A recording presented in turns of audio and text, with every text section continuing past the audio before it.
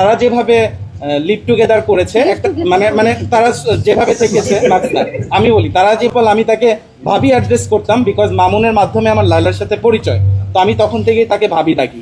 And আমি তাদের ব্যক্তিগত জীবনে যে জিনিসগুলো দেখেছি ওদের চলাকালীন, তারা যেভাবে লিভ টুগেদার করেছে একটা মানে তারা যেভাবে থেকেছে আমি বলি তারা যেভাবে এক বাসায় থেকেছে আমি তো নিজে দেখেছি অ্যান্ড আমি ওই বাসায় ছিলাম।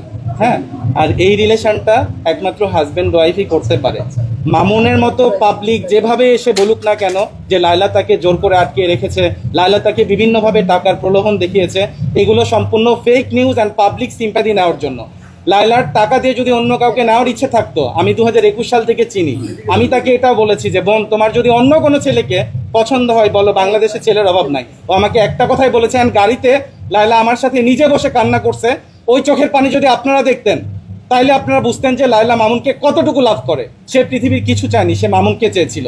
আর এই ইস্যুটাকে কাজে লাগিয়ে মামুন লায়লাকে বিভিন্নভাবে প্রতারণার ফাঁদে ফেলে ও ওর স্বার্থ সিদ্ধি লাভ করেছে।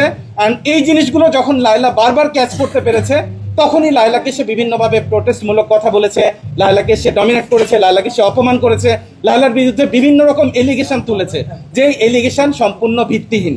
কারণ আমি পার্সোনালি তাকে যতটুকু চিনি, লায়লা এই ধরনের মেয়ে না যে টাকা দিয়ে কাউকে টার্গেট করবে। আমার নিজেরই এখন সাহায্য দরকার। আমি এমন অবস্থায় আছি যে আমার এখন হাত পাতার মতো অবস্থা হয়েছে।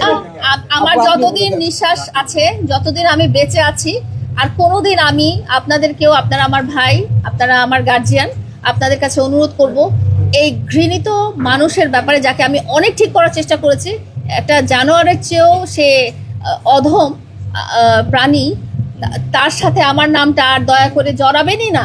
এবং আমি আর তার নামও শুনতে চাই না, তার ছায়াও দেখতে চাই না। যতদিন আমার নিঃশ্বাস আছে, আমি কোনোভাবেই সে যেই পথে যাবে আমি ওই রাস্তা দিয়েও হাঁটবো না।